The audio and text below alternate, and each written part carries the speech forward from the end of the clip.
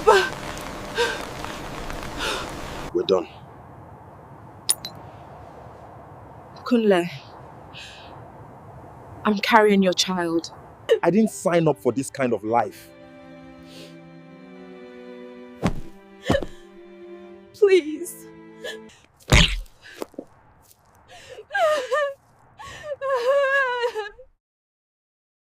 Papa. What am I supposed to do now? The coffin had not yet been covered with earth. It lay there, in the middle of wet red soil, exposed like a wound that had not yet begun to heal.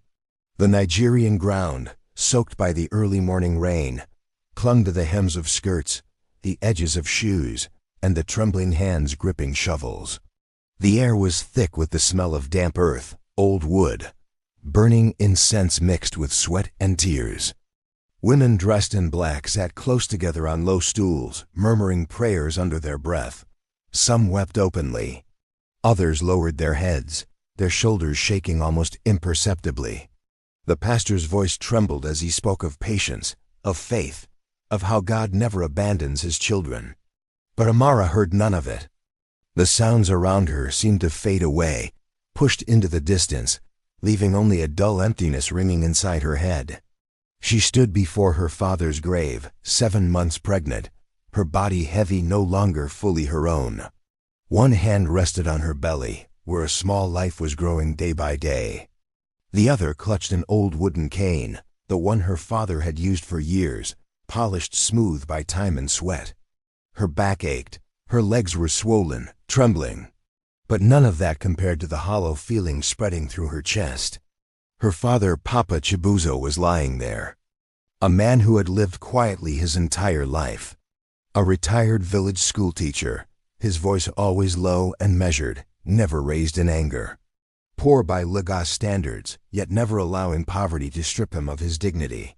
He taught children how to read, how to stand straight, how to greet others properly, how not to bow before injustice. And now that man was being lowered into the ground by people who did not know who he was, did not know how he had lived, only how to finish the job and move on. When the final shovel of earth fell, a dry, hollow sound echoed thud like a full stop at the end of a human life. Amara's vision darkened. Her knees buckled instinctively. Her heavy body pitched forward. By reflex, she reached for her husband's hand.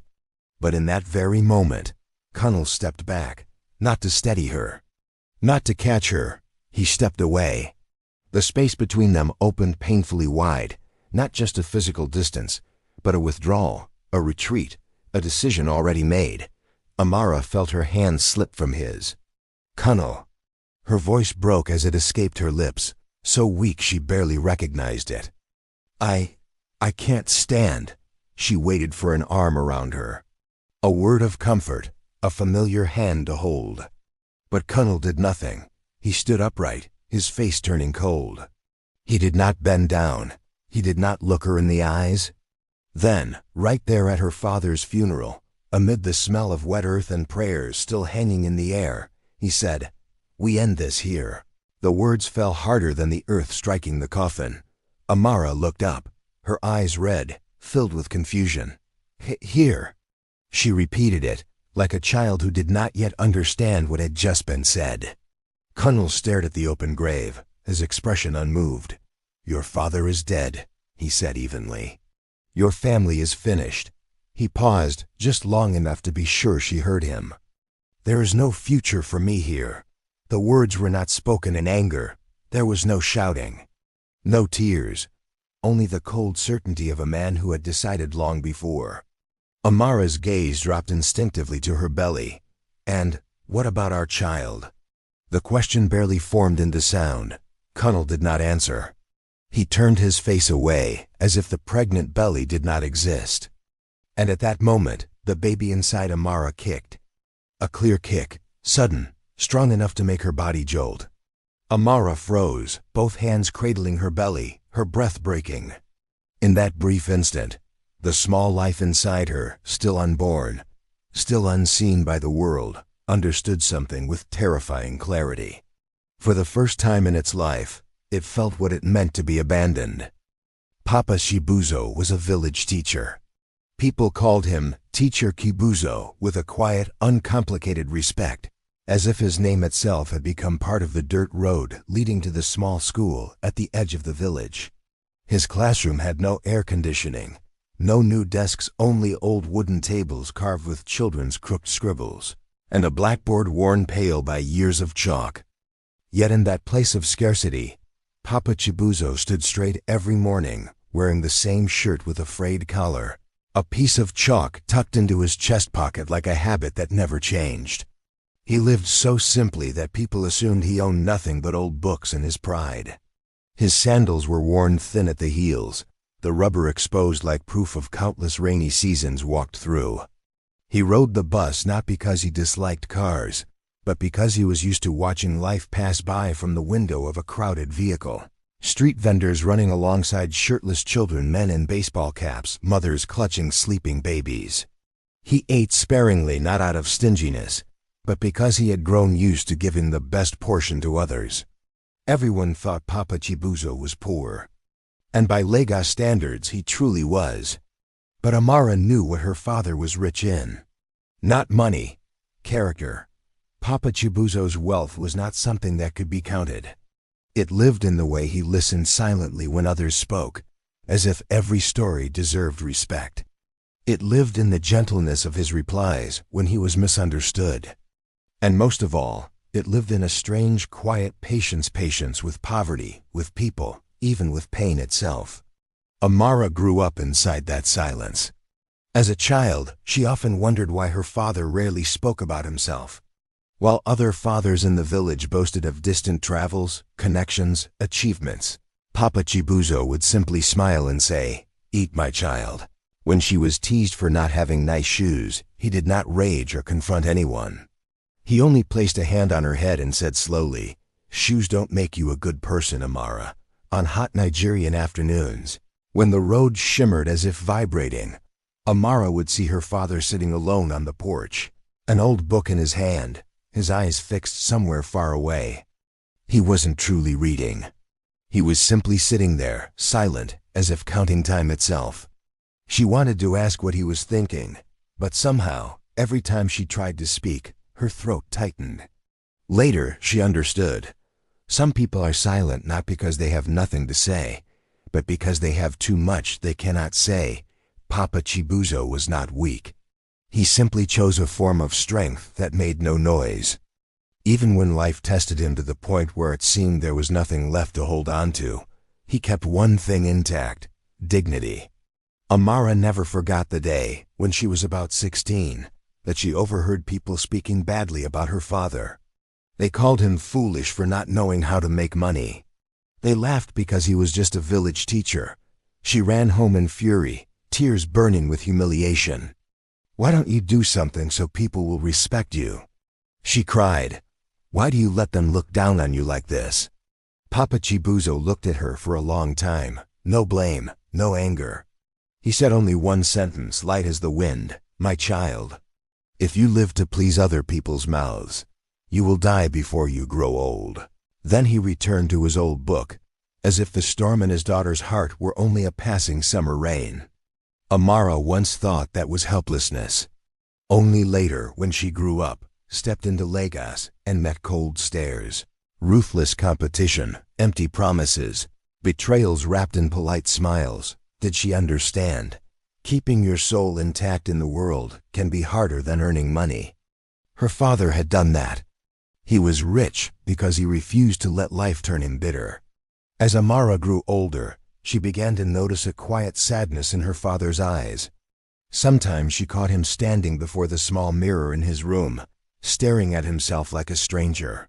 Sometimes he sat at the table for hours, writing something only to tear it up moments later, as if the words were never meant to exist. Amara wanted to ask, but he always smiled and changed the subject. Papa Chibuzo's secrets were like a locked room in the house. You could sense its presence, but no one was allowed inside. And then, his final days arrived faster than Amara expected. He grew tired.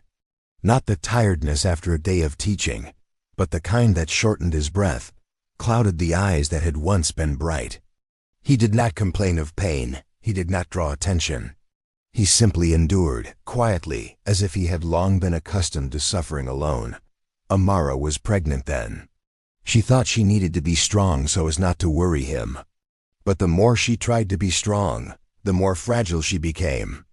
At night, lying beside him, listening to his labored breathing, she felt her heart tightening. She was afraid not of poverty, not of being abandoned by her husband, but of the simplest fear of all, waking up one morning and never hearing her father's voice again. One afternoon, when the sunlight softened, Papa Chibuzo asked her to sit beside him. He took her hand. His was thin, but warm. Veins stood beneath the skin like small roads tracing a life that had weathered many storms. Amara lowered her head, swallowing the lump in her throat. Papa Chibuzo looked at her, his eyes so gentle it made her want to cry at once. A few days before he died, holding his daughter's hand, he said, "If one day you find yourself with no one beside you, don't be afraid. Your father has never abandoned you." He spoke slowly, clearly, as if every word had been placed with his whole heart. Amara shook her head, tears falling onto the back of his hand. "Papa, don't say that. You'll get better." Papa Chibuzo smiled a soft smile, both warm and distant, like a small light on a dark road. He did not explain further. He did not speak of the past. He did not leave long instructions. He only squeezed her hand once, then let go, as if he had already given her the one thing she would need to walk through the rest of her life. Amara thought it was only the comfort of a dying man. She never imagined it was preparation. That night, Amara sat alone on the front porch. Night fell in Nigeria as abruptly as a door being slammed shut. During the day, there had been the sound of people passing by, chickens calling, barefoot children running across the dirt.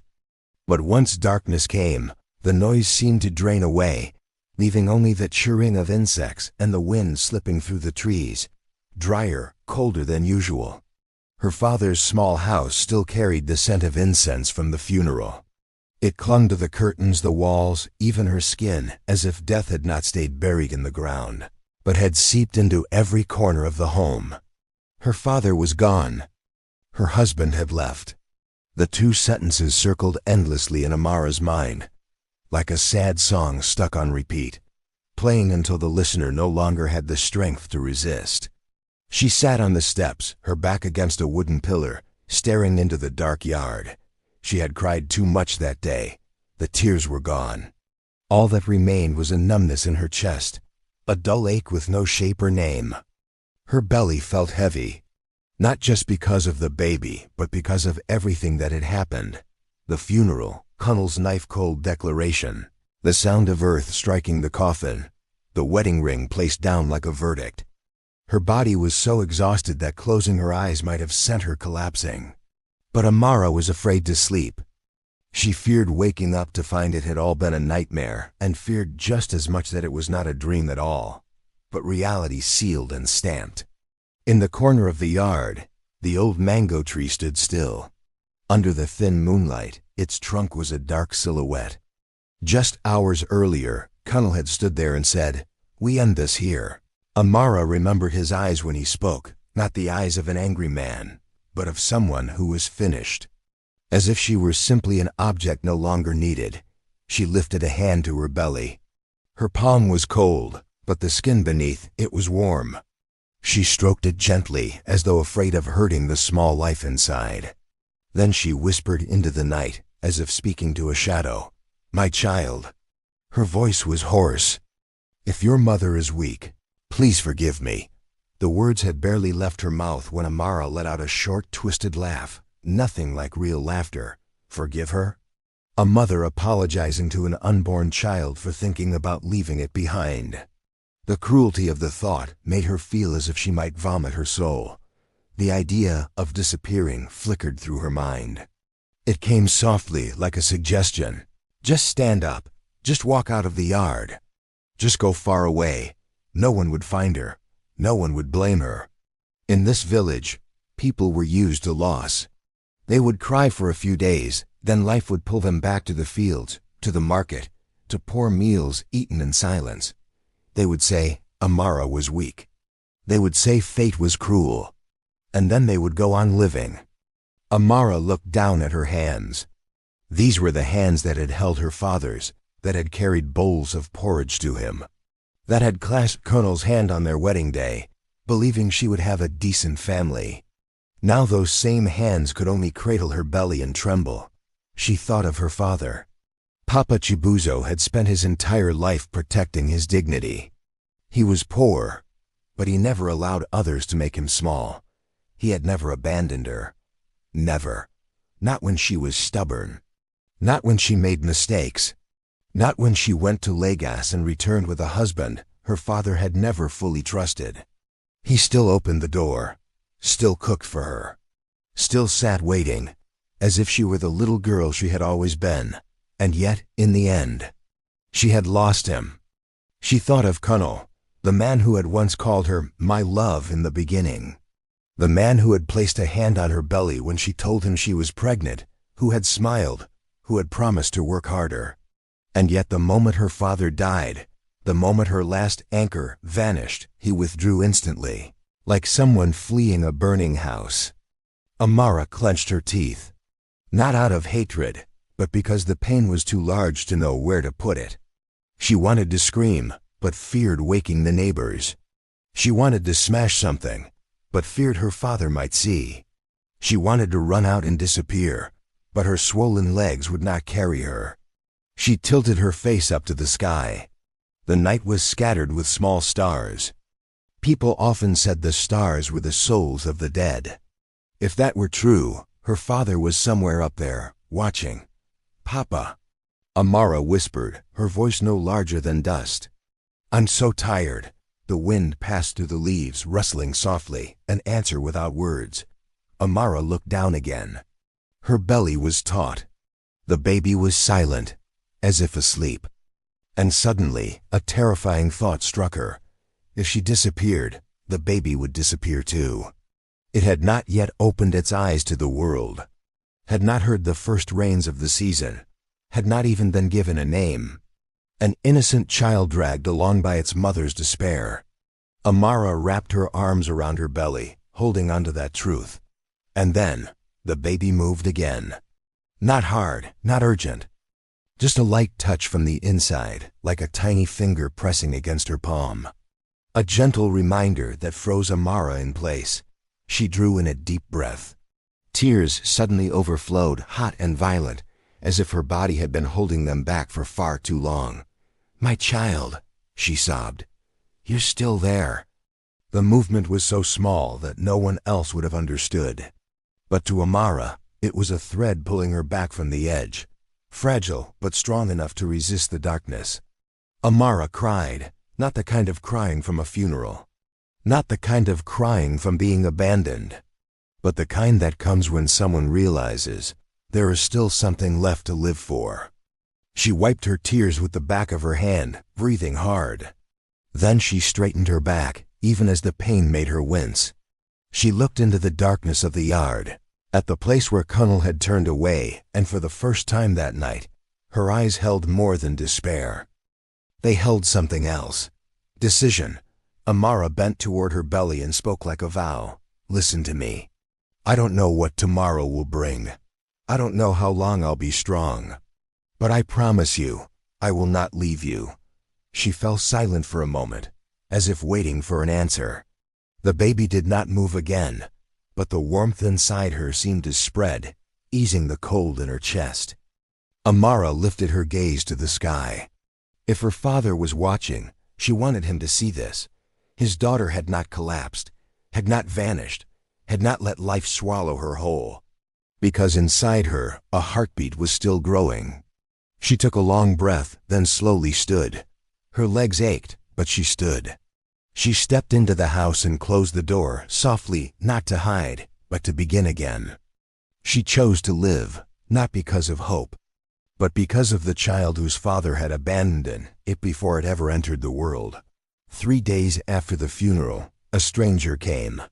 Amara was sitting at her father's old wooden table, the one that once held stacks of students' notebooks and a box of white chalk. A long scratch still ran across its surface, like a scar left behind by time. The house was so quiet she could hear the clock ticking in the corner, and even the heavy rise and fall of her pregnant belly as she breathed. For 3 days, Amara had lived like a shadow. She woke up out of habit. She ate for the baby. She stared into the yard because she didn't know where else to look. The smell of incense still clung to the curtains. The funeral flowers had begun to wilt, petals falling loosely onto the cement floor. Her father's cane stood neatly in the corner of the room, as if putting everything back in its proper place might somehow make him walk through the door again. That was when the knock came, not fast, not urgent, but firm enough to make Amara's heart jolt. She stood, her hand moving to her belly by instinct. She opened the door, and the man appeared like someone who did not belong to this place. A black suit, clean shoes, a crisp white collar without a single wrinkle. In this village, people walked through mud, heels stained with earth, clothes carrying dust. This man looked as though he had just stepped out of an air-conditioned car, from a city where everything was polished and cold. Amara froze. "Are you Amara Chibuzo?" His voice was low, polite, each word clipped and precise. She nodded, her throat dry. "Yes, I'm Amara." The man studied her for a brief moment, his eyes flicking to her pregnant belly before returning to his calm expression. He reached into his leather briefcase and took out a brown envelope. "This is something Papa Chibuzo instructed me to place directly into your hands," he said. "I apologize for coming later than planned. I needed to wait for the right moment." "The right moment?" Amara repeated, barely understanding. He didn't explain. He simply held the envelope out to her, as if words might diminish the gravity of what was inside. Amara took it. The envelope wasn't thick, but it was heavy, heavy like a stone, heavy like a secret. Her hands trembled. She noticed the handwriting in the corner of the envelope, unmistakable. Her father's, the neat, careful curves of a man who had spent his entire life teaching others how to write clearly, correctly. Amara's whole body went still. She stepped inside. The man followed but stopped at the doorway, not entering fully, like someone who respected a family's grief. Amara sat on the old wooden chair and placed the envelope on the table, staring at it as if it might burst into flames. She took a deep breath and pulled the letter out. The paper was slightly yellowed. It carried the faint scent of old pages. And then the words appeared like her father's voice returning inside her head, slow and warm. "My daughter, I'm sorry for my silence." Just that one sentence blurred Amara's vision. She had thought she had cried herself empty at the funeral. But grief has layers. And when a familiar voice returns like this, it opens doors you never had the chance to close. "I am not poor. I simply chose a quiet life." Amara clutched the letter, afraid it might disappear. Her father, not poor? In her memory, he was always simple, worn sandals, old shirts, modest meals. He taught her humility, taught her to live quietly. She had never imagined that this quietness was chosen alongside such a vast secret. "Everything I have is meant to protect you and the grandchild I will never get to hold." The word grandchild broke her. Amara pressed a hand to her belly. It felt as though the baby could hear that word, could feel the love of a grandfather who never had the chance to carry it. "Papa," she whispered, her voice shattered. She turned the page. Her father wrote about the danger of noise, about how the larger something becomes, the more carefully it must be hidden, about how some people smile when you are poor, but become predators when you are rich, about how he did not want his daughter to live in fear. Each line peeled back another layer of truth. Amara looked up at the man in the black suit, her eyes wet. "Who are you?" she asked. The man inclined his head slightly. "I am the legal trustee for Papa Chibuzo's trust," he said. "He prepared everything long ago, and he instructed me to give this to you only after he was gone." Amara heard the words without fully hearing them. Her ears rang. "A trust?" she repeated. The man stepped forward slightly, his voice still calm and clear. "Papa Chibuzo was not only a village teacher," he said. "He was a very early investor, land, oil transport, logistics, several major companies in Lagos and Port Harcourt." Amara opened her mouth, but no sound came out. To her, her father had only ever been the gentle man on the porch with an old book. He never spoke of stocks, never spoke of business. He barely liked talking about money at all. "The assets are held in a trust," the man continued. "Everything is in your name under the conditions he set: security, discretion, and activation only when you needed it." Amara felt her throat tighten. "And how much?" she asked, thinking of a number large enough to pay debts, to buy a small house, to survive. The man paused, as if weighing how to speak without knocking the breath from her lungs. Then he said, slowly, "The current estimated value is approximately $800 million US. The words didn't strike Amara like lightning. They hit her like a wave. A wave so immense she couldn't react, only felt the house tilt around her. The old table, the curtains, the wilted flowers, the cane in the corner. Everything suddenly felt unreal. 800 million. Her father, the man in worn sandals, had carried a number that could make all of Lagos bow. Amara didn't scream. She didn't celebrate. Not because she didn't understand the value of money, but because in some moments, money stops being money. It becomes a question. Why did he hide it? Why didn't he tell her sooner? Why did he choose to live so simply? Why did he have to leave before she could fully understand him? Tears fell onto the letter. Amara wrapped her arms around her belly and cried like a child. Her crying wasn't loud. It broke and caught in her throat like the breathing of someone who has just been handed a truth too large to carry, while her heart is still bleeding from the loss of her father. In that moment, Amara understood. Her father didn't hide the money out of selfishness. He hid it out of love. He hid it out of fear. He hid it because he had seen the world as it truly was, a place where greed could kill, where wealth could turn a family into a target. She looked up, tears flooding her eyes, her lips trembling. "Papa," she whispered, like a prayer. "I understand now." Amara gave birth to a baby girl. Labor came on a rainy morning, when the Lagos sky was gray as ash and the wind howled through the clinic windows. Amara bit down on her lip to keep from crying out. She had grown used to enduring pain in silence. Her entire life, from the day her father died to the moment her husband turned his back, seemed to have taught her one lesson. Some pain, no matter how loudly you scream, no one comes to save you. So it is better to hold it inside and keep going. The midwife wiped sweat from Amara's forehead, her voice gentle but firm. "Breathe, Amara, breathe. You're doing well." The cold white lights overhead made everything feel like a scene from a film without music. There was only the sound of labored breathing, rain tapping against glass, and the heartbeat of a tiny life struggling its way into the world. And then the cry. Small but sharp as a blade, cutting straight into Amara's heart. She broke down crying too, not from pain anymore, but because she had made it to this moment. To the sound of her child's voice. They placed the baby on her chest. The child's skin was warm, soft, and her scent was a mix of milk and rain.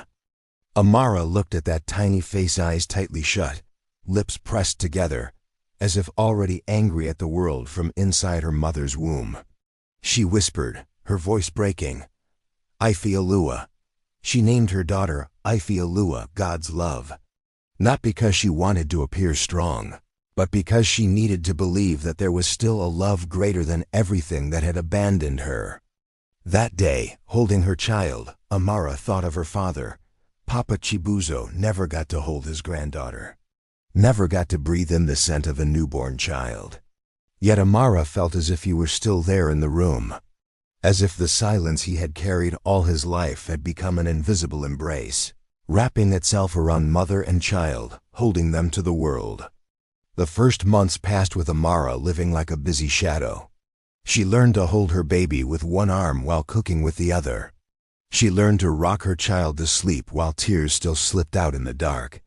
She learned to smile at neighbors, even as her heart still carried a hole.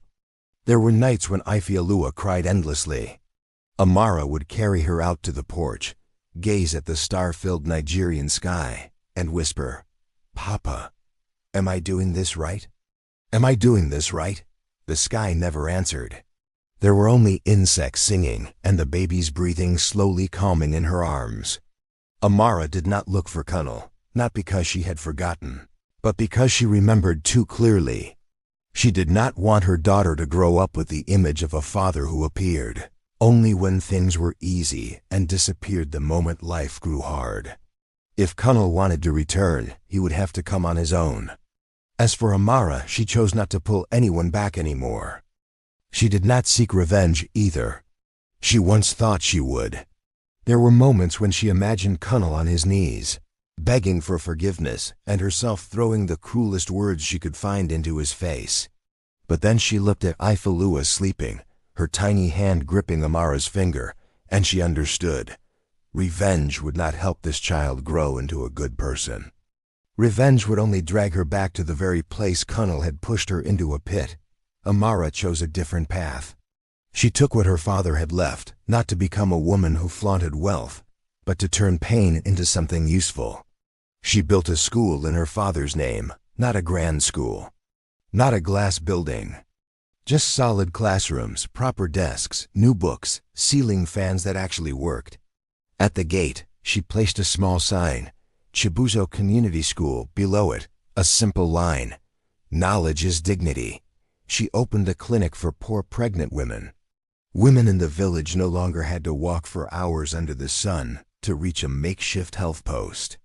There were medicines, midwives, clean beds. A place where they were called by their names, not judged by contemptuous glances. And she gave scholarships to girls like the one she used to be. Girls who were mocked for worn sandals. Girls forced to leave school because they had no money. Girls taught that dreams were a luxury. Amara looked at them and saw herself. Saw her own eyes once filled with fear. And every time she signed a scholarship form, she felt as if her father were speaking again. "Stand up straight, Amara." She grew in silence. She did not appear in the newspapers. She did not boast online. She did not throw parties to prove she had won. Amara's growth was like a tree growing at night. No one sees it growing hour by hour. But when morning comes, they realize its shadow now stretches across the road. And Ifeoluwa grew up the same way. The child did not know who her father was. Did not know there had once been a man who removed his wedding ring at her grandfather's grave and said, "We end this here." Ifeoluwa knew only one thing. Her mother was always there, always held her when she cried, always looked into her eyes as if she were the most precious thing in the world. But elsewhere in Lagos, Kunal continued living. He kept going to work, kept talking with friends, kept smiling as if he had made the right choice. In his mind, Amara was just an unpleasant chapter that had closed, a burden he had managed to put down, a poor life he had escaped. He believed he had left behind everything that could drag him down, and perhaps, for a while he truly believed it, until the day fate arrived. It was preparation. Kunal stood in front of a glass building on Victoria Island. The Lagos sun reflected off the glass like a thin blade, so bright it forced him to squint. Cars rushed past, horns blaring, the smell of gasoline mixing with sea air. Victoria Island was always like this, beautiful, cold, and hurried. Here, people wore suits like a second skin and walked as if time were the only asset you could never buy more of. Kunal stood frozen in the flow of people. His heart pounded so hard his throat went dry. Because the name on the sign in front of him drained the blood from his body. Amara Chibuzo Foundation. For a long moment, he didn't move. He read the name again in his mind, afraid he had misread it. Amara Chibuzo, her father's name. The name of the man who had been lowered into the ground on a rainy day. The day Kunal had removed his ring and turned away. He swallowed hard. His throat tightened. For 2 years, the name Amara had barely existed in his life. He had tried to forget, tried to treat it like a small scratch. But this single sign tore everything open again, like a wound ripped wide. Connell stepped inside. The lobby was wide, chilled by air conditioning. The stone floor shone like a mirror. Photographs lined the walls, children smiling, pregnant women receiving care, brand new classrooms, a school sign bearing the name Chibuzo. In every frame was something that made Connell struggle to breathe: dignity. The kind of dignity he once believed couldn't even pay rent. At the reception desk, a young woman in a white blouse looked up, her smile professional. "Good morning, sir. How can I help you?" Connell opened his mouth, but no sound came out. He scanned the space as if by looking hard enough, Amara might step out from a corner pour, head lowered, arms wrapped around a pregnant belly so he could offer a late apology and forgive himself. But that Amara did not exist here. He gathered his breath and forced his voice steady. I'm here to see Mrs. Amara Kabuzo." The receptionist tilted her head slightly, fingers resting on the keyboard. "Do you have an appointment with Mrs. Amara Kibuzo Okafor?" Connell froze. "Okafor?" he repeated, like an invisible slap. The receptionist remained polite. "Yes, sir, Mrs. Amara Kibuzo Okafor, the chairwoman. The word landed on him like a blow. He had once believed Amara was just a pregnant woman abandoned in a village, a burden, a poor life, an ending. And now, chairwoman, his palms were slick with sweat. He wanted to ask more, but his mouth dried up. He nodded like a man not fully present. The receptionist studied him for another second. "I'm sorry, sir, your name?" Connell hesitated. His name suddenly felt shameful. "Connell," he said quietly. "Connell Adeyemi," she typed, then looked up. "Please have a seat. I'll check if she's available." Connell sat on the soft leather chair, but it felt like stone. On the table beside him lay a brochure. He picked it up and saw Amara's photograph, not the Amara he remembered. Not the woman in simple clothes, eyes often lowered, hands trembling. In the picture, Amara stood upright, her gaze calm. Beside her was a sign for a clinic bearing Papa Chibuzo's name. Beneath the photo, a line read, "Founded in honor of a quiet man who lived with dignity." Connell read the sentence over and over, as if it were speaking directly to him. Quiet man, dignity. He remembered the funeral day, the sound of earth falling. Amara's eyes lifted in silent plea. His own words, "I have no future here." Now, the future stood before him, in glass and stone, in photographs, in children whose lives had been saved. And he did not belong to it. Connell sat there for what felt like hours. Each minute passed like a sentence. He wanted to stand and leave, but his legs would not move. Something held him in place, not love, not a beautiful remorse, but truth. The truth that he had left too early, that he had lost something money could not buy. Then the elevator doors opened. A soft ding, small, but it made Connell flinch as if he had heard funeral bells again. A woman stepped out. Connell jumped to his feet, then stopped. He didn't recognize her at first. Amara walked slowly, but each step was steady, like someone who had walked through storms and learned how to stand in the wind. She wore something simple yet elegant, without any need to show off. Her face no longer carried the panic of the cemetery day. Her eyes were no longer searching for someone to cling to. She looked straight ahead. And beside her was a little girl, about 2 years old, deep brown skin, neatly braided hair. And her eyes, those eyes struck Connell so hard his heart felt crushed.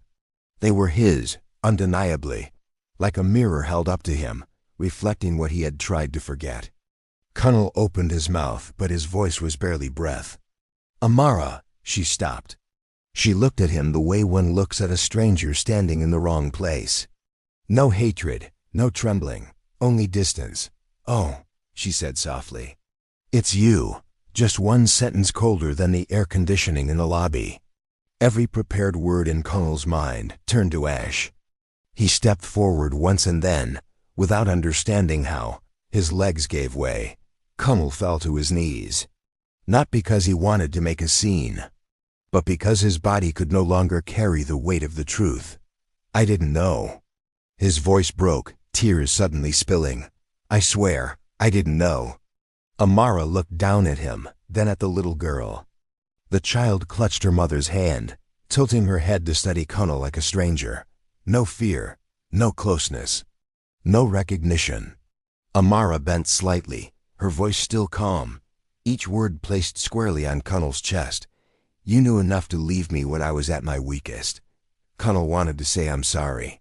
Wanted to say give me a chance. Wanted to say I'm her father. But everything lodged in his throat. Because he understood. Some chances aren't lost for lack of money. They're lost for lack of heart. Amara tightened her grip on Ifeolua's hand. Come on, my love, she said to her daughter, her voice softening just a little, only for the child. Then she turned away. Colonel watched, his vision blurring. He wanted to stand and follow them, but his knees felt nailed to the shining stone floor. He could only hear the mother and child's footsteps fading steady, unhurried. The elevator doors closed. No slam, no shouting, no tears, only a cold emptiness left behind in the vast lobby. And Colonel remained there, kneeling on Victoria Island, where people chase money and status, realizing that something had been buried long ago, back in a village grave. The door closed. No noise, no tears, only an ending forever. There are men who only recognize value after they turn away too soon. They leave when everything is still fragile, and spend the rest of their lives understanding what they have lost. And there are women who are not born strong. They become strong only because there is no one left to lean on, and they are no longer allowed to fall. Some doors close very softly, but never open again.